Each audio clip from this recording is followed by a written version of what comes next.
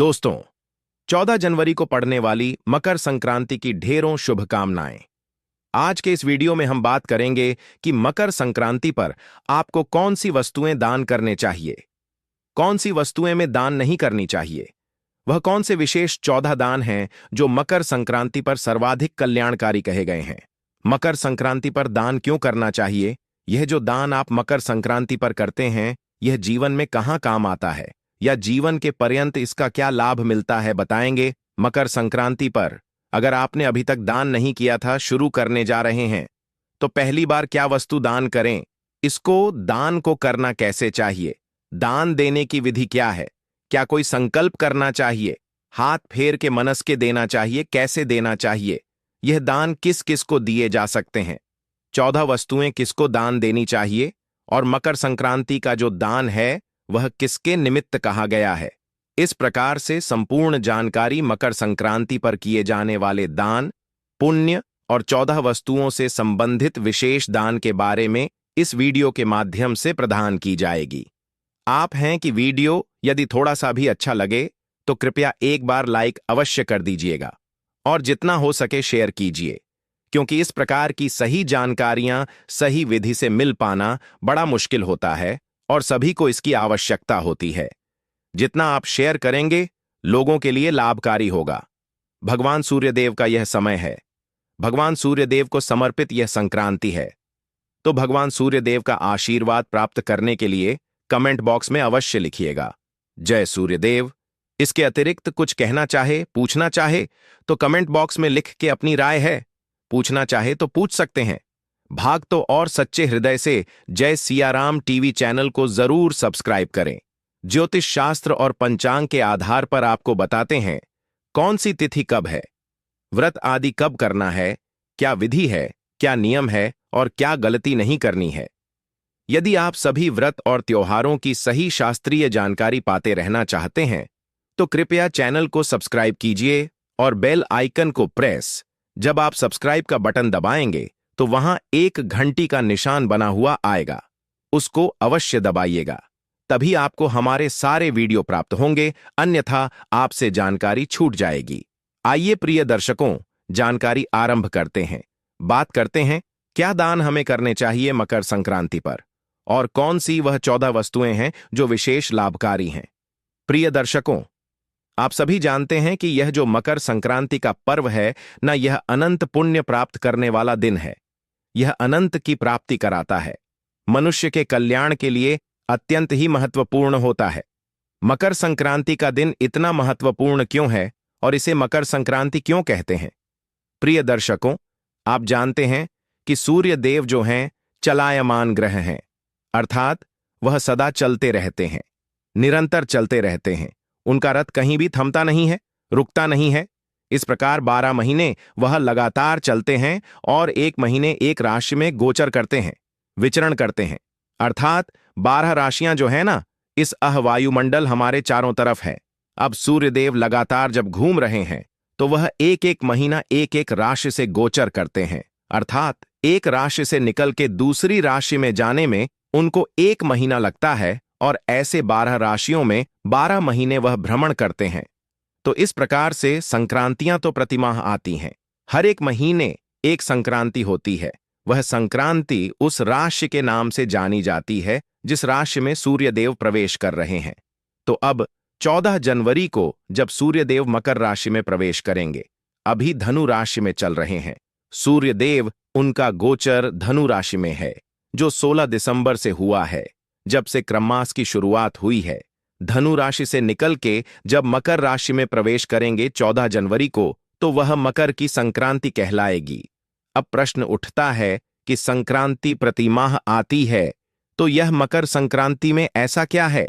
शास्त्र कहते हैं कि जो मकर संक्रांति होती है न, इससे सूर्यदेव उत्तरायण होते हैं, अर्थात अभी सूर्यदेव का जो रथ है वह दक्षिण की ओर जा रहा था।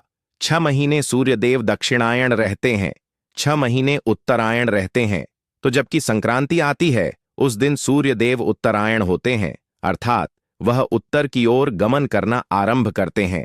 और जब सूर्यदेव उत्तर की ओर गमन करते हैं तो सबसे शुभ मांगलिक योग बनते हैं, उत्तम योग बनते हैं। इसीलिए उत्तम योग में जब कोई भी वस्तु दान की जाती है तो उसका जो पुण्य है वह कई हजार गुना अधिक होता है। तो संक्रांतियां तो सभी महत्वपूर्ण होती हैं। मैं आपको समय समय पर बताता भी आया हूं कि यह संक्रांति है, इस पर इतना पुण्य है, इस पर इतना पुण्य है। क्योंकि यह उत्तरायण की संक्रांति है तो उसका सर्वाधिक पुण्य शास्त्रों में कहा गया है। संक्रांतियों का पुण्य तो बहुत महत्वपूर्ण होता ही है, पर जब उत्तरायण की संक्रांति होती है, जिसे मकर संक्रांति कहते हैं, उस समय जो योग बनते हैं वह सर्वाधिक शुभ और मांगलिक होते हैं, सबसे अधिक प्रभावशाली होते हैं उस समय। इसीलिए उस दिन जो भी आप दान पुण्य करते हैं वह सब अक्षय फलदायी हो जाता है, अनंत फलदायी हो जाता है, जिसकी तुलना भी किसी और के साथ नहीं की जा सकती। इसीलिए मकर संक्रांति पर आपको दान अवश्य देना चाहिए। मकर संक्रांति पर आपको उत्तम कर्म अवश्य करने चाहिए। मकर संक्रांति पर एक छोटा सा दान भी आपको साधारण दिन में सोने के दान के बराबर फल दे सकता है। इतना फल है मकर संक्रांति का। उस दिन जो भी वस्तु आप दान करेंगे उससे पुण्य की जो प्राप्ति है वह कई हजार गुना अधिक होती है। प्रश्न उठता है कि हमें मकर संक्रांति पर दान करना क्यों चाहिए? यह पुण्यदायी है, वह तो ठीक है, लेकिन यह दान हमारे काम के साथ है। यह किस काम का है हमारे लिए? कहाँ काम आएगा ये? तो शास्त्र कहते हैं कि जब मनुष्य सत्कर्म करता है तो उससे उसके पुण्य का तराजू बढ़ जाता है, अर्थात उसका जो जीवन में उसके सत्कर्मों की जब संख्या बढ़ जाती है तो उसके दिन अच्छे आते हैं। हमारे जो अच्छे और बुरे दिन हैं ना, वह हमारे कर्मों के अनुसार चलते हैं। जब हमारा पुण्य का तराजू अधिक भारी होने लगता है तो हमारे बुरे दिन जो है वह समाप्त होने लगते हैं, अर्थात हमारे जीवन के जो संकट हैं वह समाप्त होते हैं। हमें धन संपत्ति की अगर आवश्यकता है तो वह प्राप्त होती है। जीवन में कलह क्लेश है, उसमें शांति प्राप्त होती है। जीवन में कोई अन्य परेशानी है तो उनमें राहत प्राप्त होती है। जब आपके पुण्य कर्म बड़े होते हैं तो वहीं जब पाप कर्म बढ़ते हैं तो यह परेशानियां बढ़ जाती हैं। तो दान जब आप करते हैं, सत्कर्म जब आप करते हैं, तो आपका जीवन जो है वह सुखी होता है। यह तो लाभ है। इसी जीवन में दूसरा इसका जो लाभ है वह हमारे संसार से जाने के बाद के लिए है। गरुड़ पुराण कहता है कि यह जो आप दान करते हैं ना, यह सब दान परक जो कार्य है उसमें आपकी सहायता करता है। जब प्राणी अपना देह त्यागता है, आत्मा शरीर से निकलकर परलोक में जाती है, तो उसका जो मार्ग होता है ना, वह बहुत बड़ा होता है और बहुत कठिन भी होता है। वहां यह सब दान पुण्य आपके काम आते हैं। यदि आपने यह वस्तुएं दान की होती हैं तो यह सारी सुविधाएं, यह सारी वस्तुएं आपको उस मार्ग पर मिलती हैं और फिर आपका वह जो मार्ग है उसको बिताना सरल हो जाता है। जैसे उदाहरण के लिए बहुत ही अटल मार्ग है, कंकड़ पत्थर उस पर बहुत अधिक हैं, बहुत कांटे हैं, बहुत विकराल जंगल है, कैसे पार करेंगे? अगर आपने जूता दान किया होगा, उपादान किया होगा, तो आपको वह बड़ी आसानी से राह पार करने में सहायता करेगा। शीत तू है, वहां पर जब जीव जाता है ना तो भिन्न भिन्न यातनाओं से होकर निकलता है। यदि उसके दुष्कर्म किए होते हैं तो कर्मों का तो हमें पूरा लिखा जोखा होता नहीं है। एक स्थान वह भी आता है जहां अत्यंत शीत होता है। अब जो सत्कर्म करके जाएगा उसको वहां उस शीत से बचने के लिए वस्तुएं जाती हैं। जैसे हम यहां सर्दियां होती हैं तो कैसे आप बड़ी बड़ी जैकेट्स पहन लेते हैं, शटर पहन लेते हैं, वैसे ही वहां जीव को मिल जाती है चीजें जिससे कि वह शीत वाला जो रास्ता है वह आराम से पार हो जाता है। तो ये जो हम दान करते हैं, ये दान हमारे आगे के मार्ग में, हमारे जो यहां से जाने के बाद का जो मार्ग है उसमें बड़ी सहायक होते हैं। और जब तक हम इस जीवन में हैं तब तक तो हमारे सुखों को लाने में इसकी सहायता होती है। सुखों को प्राप्त करने में यह बड़ा सहायक होते हैं। इसीलिए हमें मकर संक्रांति पर तो दान करना चाहिए, क्योंकि इस दिन पर छोटा सा दान अधिक पुण्य देता है। इसलिए मैं कहता हूं कि संक्रांति के पर्व को हाथ से ना जाने दीजिए।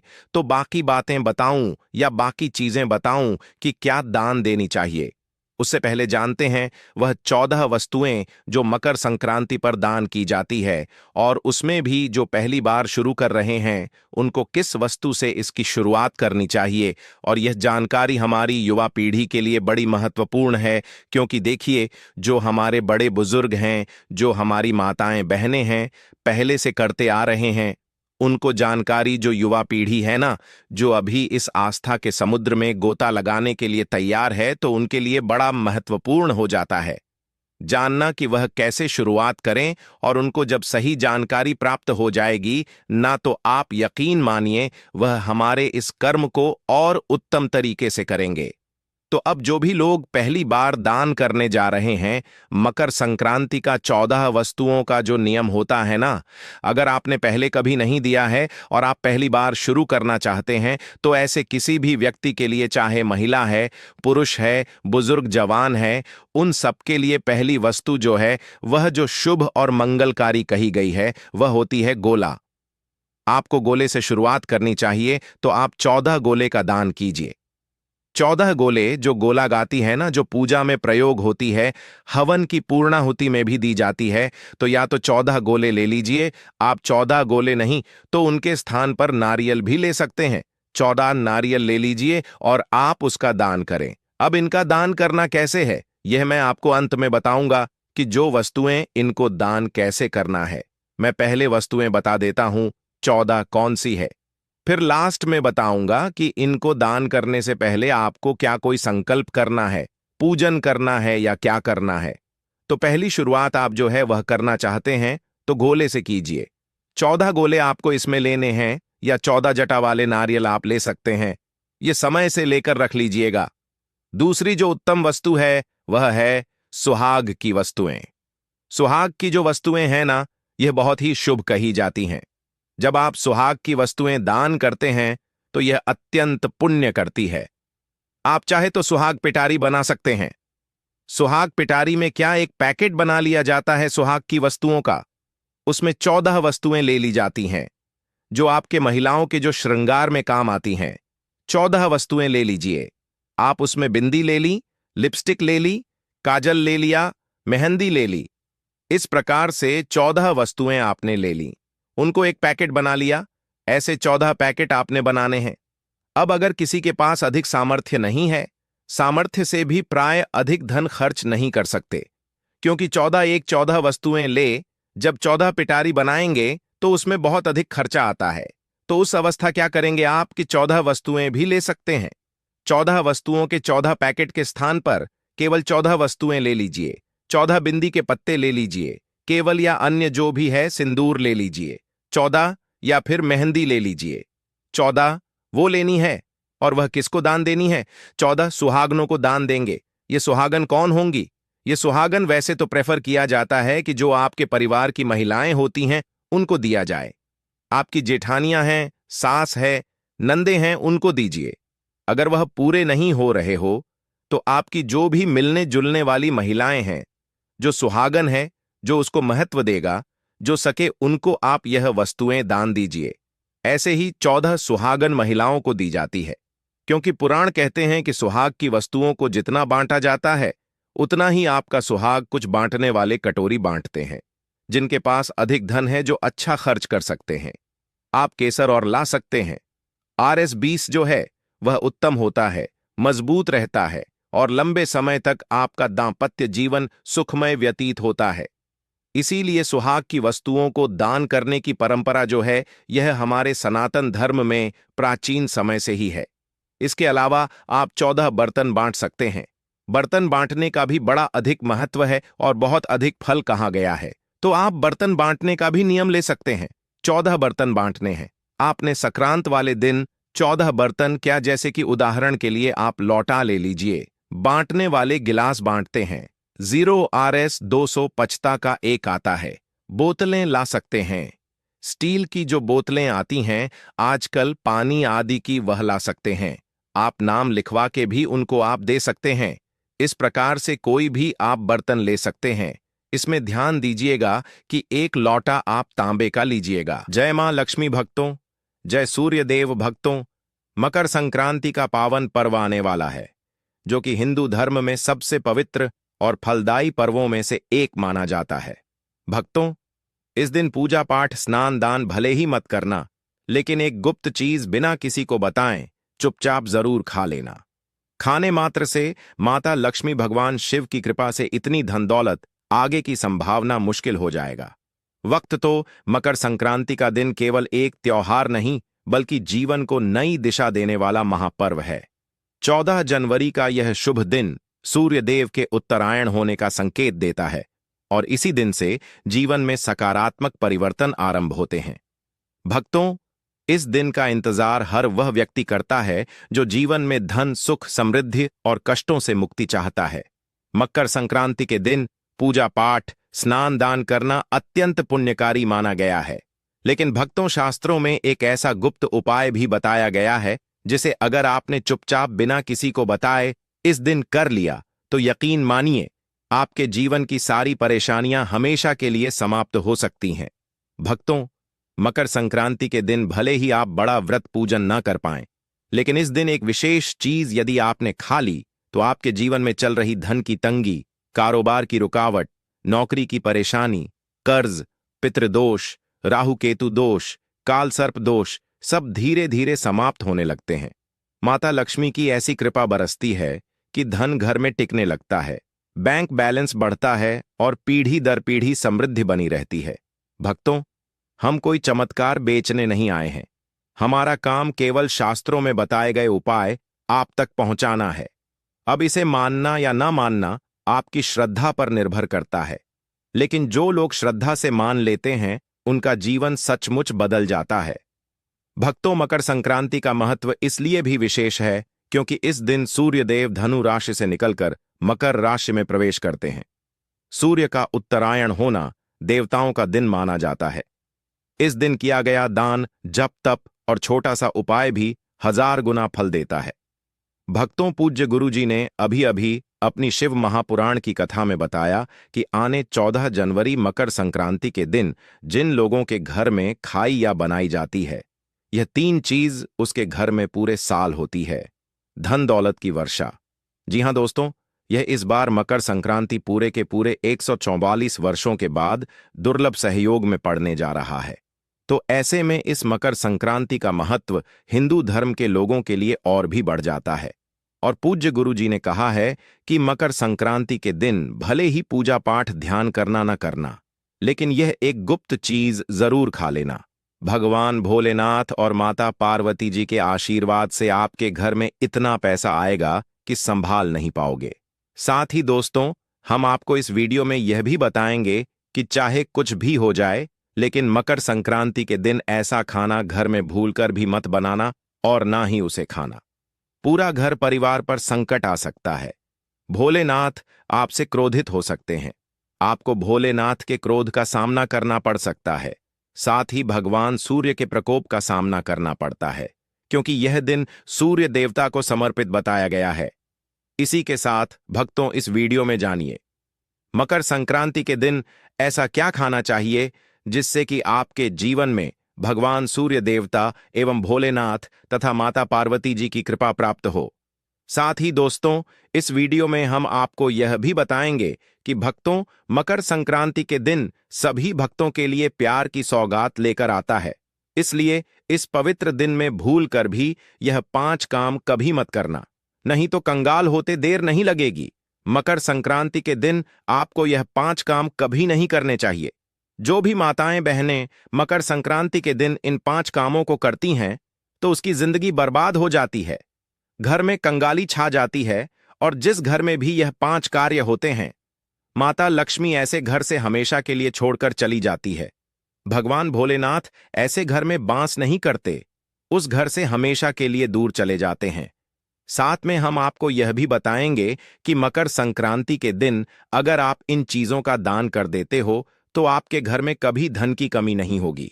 हमेशा ही रुपया पैसा आपके घर में आएगा, क्योंकि मकर संक्रांति का जो पर्व है उसमें सबसे सर्वशक्तिशाली उपाय है दान का। आगे हम वीडियो में बात करेंगे कि किन चीजों का दान करना शुभ होता है।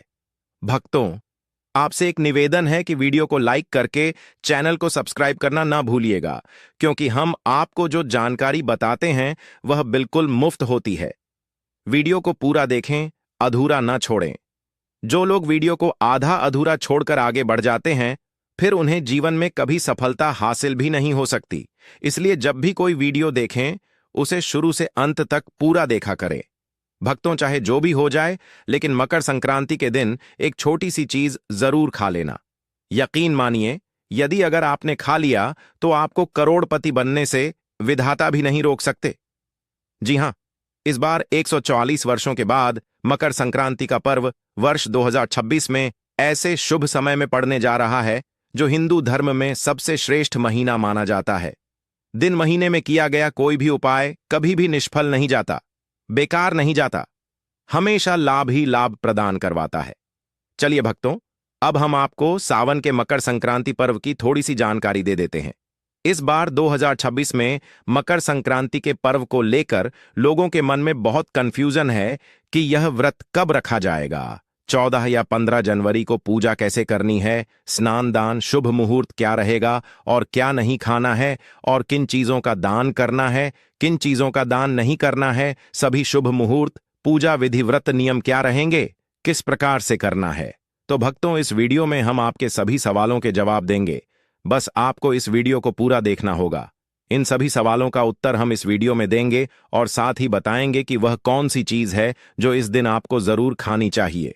अगर आपने यह खा ली तो धनवान बनने से विधाता भी आपको नहीं रोक सकते। साथ ही भक्तों, मकर संक्रांति के दिन भक्तों गाय को एक चीज, संगीत जरूर ही खिलाना चाहिए। अगर आप मकर संक्रांति के दिन मौका लगे तो गाय को यह एक चीज खिला देते हो तो माता लक्ष्मी जी की कृपा से आपके जीवन में धन आने के सभी रास्ते खुलते चले जाएंगे। भक्तों, हम आपको बड़ी बड़ी से सभी जानकारी बताते हुए चलेंगे और यह भी बताएंगे कि वह कौन सी चीज है जो हमें मकर संक्रांति के दिन जरूर ही खा संगीत लेनी चाहिए। और भक्तों, साथ में हम आपको बताएंगे कि इस दिन एक चीज भूलकर भी नहीं खानी चाहिए। अगर आप यह चीज भूलकर भी खा लेते हो तो आपके घर में अनहोनी संगीत हो सकती है। तो ऐसा अनर्थ काम भूलकर भी मकर संक्रांति के दिन मत करना, और अनर्थ होने से पहले वीडियो को आप पूरा जरूर देख लेना। बहुत ही खास और ज्ञानवर्धक वीडियो है। तो चलिए भक्तों, जानते हैं मकर संक्रांति की सही डेट टाइम के बारे में। लेकिन दोस्तों, उससे पहले आपसे हाथ जोड़कर एक रिक्वेस्ट करते हैं कि अगर आप इस चैनल पर नए हैं तो चैनल को सब्सक्राइब करके वीडियो को एक लाइक जरूर करें। साथ ही आप अपनी राशि को कमेंट बॉक्स में जरूर डाल दें, क्योंकि हम राशि से जुड़ा भाग्य भी बताते हैं और भाग्य में चल रही परेशानियों को तत्काल दूर करने के लिए आसान से आसान उपाय कभी बताते हैं। इसलिए भक्तों, अपनी राशि को कमेंट बॉक्स में जरूर ही डाल दें और चैनल पर अगर आप नए हैं तो चैनल को सब्सक्राइब करना न भूलें, ताकि इसी प्रकार की और भी ज्ञानवर्धक जानकारी आपको प्राप्त होती रहे। तो चलिए भक्तों, जान लेते हैं मकर संक्रांति के दिन का महत्व, शुभ मुहूर्त और पूजा विधि के बारे में। मकर संक्रांति 2026 का पर्व इस वर्ष संगीत बुधवार 14 जनवरी 2026 को मनाया जाएगा, जो कि सूर्यदेव के मकर राशि में प्रवेश उत्तरायण का दिन है और हिंदू धर्म में अत्यंत शुभ व संगीत पुण्यकारी माना जाता है। इस दिन सूर्य देव की कृपा विशेष रूप से होती है और जो भी शुभ कार्य विधि सम्मत समय में किए जाते हैं वे जीवन में समृद्धि, शांति, स्वास्थ्य और सुख समृद्धि का मार्ग प्रशस्त करते हैं। 2026 में मकर संक्रांति का शुभ मुहूर्त दोपहर लगभग 3:13 पीएम से 5:45 पीएम तक है, जिसमें से 3:13 पीएम से 48 पीएम तक को महापुण्य काल कहा जाता है। यही वह सर्वाधिक फलदायी समय है जब स्नान, दान, पुण्य, पूजा, अर्चना और सूर्य देव को अर्घ्य देना सर्वोत्तम माना जाता है। इस दिन सुबह जल्दी उठकर शुद्ध जल से स्नान करें। विशेषकर गंगा, यमुना या किसी पावन नदी में डुबकी लेने से शरीर मन का शुद्धिकरण होता है और पापों से मुक्ति का फल मिलता है। स्नान के बाद सूर्य देव के प्रति सूर्य अर्घ्य दें। हाथ में जल कलश लेकर पूर्व की ओर मुख करके सूर्य को जल अर्पित करें और मंत्र एयुएम घृणनी सुविधा सूर्य संगीत नमः का उच्चारण कर सकते हैं। पूजा के समय सूर्य लिंग या अपने घर के सूर्य देव के स्थान पर पीला वस्त्र, तिलगुड़, खिचड़ी, कर्पूर, फूल और दीप अर्पित करें तथा सूर्य देव को लाल या पीले रंग के वस्त्र अर्पित करना शुभ माना जाता है। दान धर्म इस दिन विशेष फलदायी होता है। तिल, गुड़, अनाज, कपड़े, कंबल, मिट्टी के दीपक, भोजन या गरीब जरूरतमंदों को दान देने से आयु, धन और सुख शांति की वृद्धि होती है। व्रत का नियम यह है कि सुबह स्नान पूजा के बाद सूर्य देव और पितृदेवताओं का स्मरण करते हुए एकाहार या फलाहार किया जा सकता है। यदि कोई संपूर्ण व्रत रखता है तो उसे संध्या के समय ही पारण करें। पारण के लिए शुभ समय संध्या के बाद हो सकता है, परंतु यह निश्चित रूप से उसी दिन करना चाहिए। इस पावन दिन नियम यह है कि मांस, मदिरा, तामसिक भोजन, क्रोध और झूठे व्यवहार से पूरी तरह परहेज रखें, क्योंकि यह सब पुण्य के फल को नष्ट कर सकते हैं। मकर संक्रांति में किया गया स्नान, दान और पूजा पाठ ग्रहों को अनुकूल बनाता है और जीवन में निरंतर समृद्धि लाता है। इसलिए इस दिन को श्रद्धा, भक्ति और विधि नियम से अवश्य निभाएं। दोस्तों, आगे बढ़ने से पहले आपसे रिक्वेस्ट करते हैं कि वीडियो को लाइक जरूर करिएगा और कमेंट बॉक्स में लिख दीजिए जय सूर्य संगीत देवता, जय माता पार्वती। भगवान भोलेनाथ की कृपा आप पर और आपके परिवार पर सदा ही बनी रहे। दोस्तों, अब जानते हैं मकर संक्रांति के दिन जो आपको जरूर आपकी जीवन में सभी चीज आपके मन मुताबिक हो, आपके अनुकूल हो, पुत्र की प्राप्ति हो, संतान का मंगल हो, संतान के जीवन में कभी कोई परेशानी ना आए। इसलिए हर एक माता पिता को इसे एक विशेष चीज का मकर संक्रांति के दिन जरूर कर लेना चाहिए। साथ ही कुछ ऐसी चीज भी हैं जो आपके घर में सावन के महीने में भूलकर भी नहीं बननी चाहिए, नहीं तो पूरा घर बर्बाद हो जाएगा। कम से भोजन घर में भूल से भी ना बनाएं। लहसुन प्याज का इस्तेमाल मकर संक्रांति के दिन ना ही कर तो अच्छा होगा, क्योंकि लहसुन प्याज तांत्रिक भोजन की श्रेणी में आते हैं, जो कि भोलेनाथ तथा माता पार्वती जी को बिल्कुल भी पसंद नहीं। इसकी जगह आपको मकर संक्रांति के दिन भोलेनाथ, माता पार्वती, संगीत जी की पूजा और प्रसाद में आप अंगूर अवश्य लेकर आए, क्योंकि अंगूर और जामुन माता पार्वती जी को बेहद प्रिय है और भगवान श्री इस भोलेनाथ को 5 प्रकार के फल, जिसमें केला, अंगूर, आम, पपीता, नारियल शामिल है, अर्पित करने चाहिए। आप अपने मन के अनुसार फल लाइए, लेकिन अंगूर, केला, पपीता, आम और जामुन अवश्य होना चाहिए। पर यदि किसी कारणवश आप इनमें से कोई भी फल अर्पित ना कर पाए तो मिश्र या किशमिश का भी भोग भगवान भोलेनाथ को लगा सकते हैं, क्योंकि जगत के पालनहार भगवान भोलेनाथ की पूजा आपको मकर संक्रांति के दिन आपके सच्चे भाव, प्रेम एवं भक्ति को देखते हैं। आप कोई भी 5 रंग के फल ले सकते हैं, परंतु बात का आप विशेष तौर पर ध्यान रखें कि सावन के पवित्र महीने में भगवान भोलेनाथ, माता पार्वती जी को नाशपाती हमें कभी भी नहीं चढ़ाने चाहिए। इससे धन का नाश होता है, क्योंकि इस फल के नाम से ही अर्थ निकलता है नाश करने वाला फल। नाशपाती शास्त्रों के अनुसार जो व्यक्ति किसी भी शुभ दिन, खास करके सावन के पवित्र संगीत महीने पर अंगूर खा लेता है, उसके जीवन में कभी धन की कमी नहीं होती। मकर संक्रांति के दिन अंगूर में साक्षात माता पार्वती तथा भोलेनाथ जी का आशीर्वाद विद्यमान होता है, माता लक्ष्मी का आशीर्वाद होता है। इसीलिए दोस्तों, आप अंगूर अवश्य खा लें। भक्तों, मकर संक्रांति के पावन दिन जिन घरों में तिल, गुड़, खिचड़ी और पीली वस्तुओं का निर्माण होता है, उस घर में पूरे वर्ष अन्न, धन और समृद्धि की कभी कमी नहीं रहती। शास्त्रों में स्पष्ट कहा गया है कि मकर संक्रांति पर किया गया दान कभी भी निष्फल नहीं जाता, बल्कि यह जन्म जन्मांतर तक पुण्य फल प्रदान करता है। इस दिन सूर्यदेव और माता लक्ष्मी की विशेष कृपा उन परिवारों पर बनी रहती है जो श्रद्धा और नियमों के साथ संगीत इस पर्व को मनाते हैं। लेकिन दोस्तों, जितना महत्व इस दिन शुभ वस्तुओं के सेवन और दान का है, उतना ही महत्व कुछ वस्तुओं, संगीत से दूर रहने का भी है। मकर संक्रांति के दिन यदि भूलकर भी संगीत, तामसिक, अशुद्ध या निषिद्ध भोजन कर लिया जाए तो जाने अनजाने में किया गया सारा पुण्य क्षीण हो सकता है और देवी देवताओं की कृपा रुक संगीत सकती है।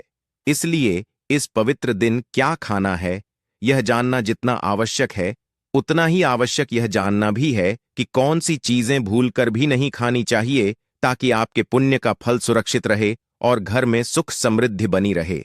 साथ ही साथ इस मकर संक्रांति के दिन में भगवान भोलेनाथ को गन्ना अवश्य अर्पित करें। यह बहुत ही शुभ, संगीत और मंगलकारी माना जाता है। पर यदि आपको इस समय गन्ना ना मिले तो आप गुड़ और चने की दाल का भोग भी भगवान भोलेनाथ को अर्पित कर सकते हैं। साथ ही साथ यदि गाना अथवा गुड़ इस दिन आप खा लेते हैं तो आपके जीवन में कभी भी धन की कमी हो ही नहीं सकती। मकर संगीत संक्रांति के दिन किसी भी दिन माता लक्ष्मी जी को 5 रंग की मिठाइयां अवश्य अर्पित करें। साथ ही इस दिन माता लक्ष्मी को मखाने जरूर चढ़ाने चाहिए। जिस तरह मां लक्ष्मी की उत्पत्ति समुद्र से हुई थी, उसी तरह मखाने की उत्पत्ति संगीत भी जल से हुई थी। मखाने भी कमाल के पौधे से मिलते हैं। धर्मशास्त्रों के अनुसार कमल के फूल और मखाने को बहुत ही शुभ माना जाता है। आमतौर पर मखाने की खीर बनाकर भगवान भोलेनाथ तथा माता पार्वती जी को अर्पित करने से घर में धन धान्य के भंडार भरे रहते हैं। कि पूजा में भगवान गणेश को जो भी व्यक्ति दूर्वा घास अर्पित करता है तो संगीत उसे कोई भी गरीब नहीं बन सकता। ऐसा व्यक्ति स्वयं ही धनी हो जाता है। इस पवित्र महीने में प्रसाद के रूप में दूर्वा घास संगीत अवश्य लाना चाहिए और पूरे परिवार को खिलाएं। भगवान गणेश की कृपा हमेशा आपके परिवार पर बनी रहेगी। जो व्यक्ति मकर संक्रांति के दिन शिवलिंग को खीर अर्पित करता है या पंचामृत से शिवलिंग को स्नान करता है, पंचामृत में दूध, दही, घी, शक्कर, शहद, गंगाजल होना चाहिए, तो ऐसा करने से उसे मनुष्य की कुंडली के सभी ग्रह नक्षत्र उसके अनुकूल हो जाते हैं। उसे धनी होने से कोई भी नहीं रोक सकता। भगवान भोलेनाथ को अर्पित करके प्रसाद स्वरूप में पूरे परिवार को यह जरूर खिलाएं। इससे बंद किस्मत के ताले भी खुल जाते हैं। धन, संपन्नता, ऐश्वर्य उसके जीवन में हमेशा वास करते हैं, आपके आशीर्वाद देते हैं। भगवान भोलेनाथ बड़ी प्रसन्न हो जाते हैं। वैसे तो भगवान भोलेनाथ बड़े ही भोले हैं। थोड़ी सी पूजा पाठ से ही अपने भक्तों से प्रसन्न हो जाते हैं।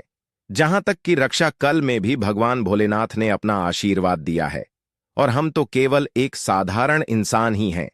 तो भोलेनाथ आपसे जरूर ही प्रसन्न होंगे और आपको धन सुख के स्वर्ग का आशीर्वाद प्रदान करेंगे। भक्तों, शास्त्रों में बताया जाता है कि मकर संक्रांति के दिन धतूरा और सीताफल जरूर खाना चाहिए। सीताफल खाने से 10 ऐसी बीमारियां हैं जो खत्म हो जाती हैं। माना जाता है मकर संक्रांति के दिन सीताफल का घर में प्रवेश होना बाद ही शुभ माना गया है, क्योंकि इसमें माता पिता का आशीर्वाद मिला हुआ होता है। माना जाता है भगवान राम के वनवास के दौरान माता सीता ने यही फल खाया था, संगीत, जिससे उस दुखों का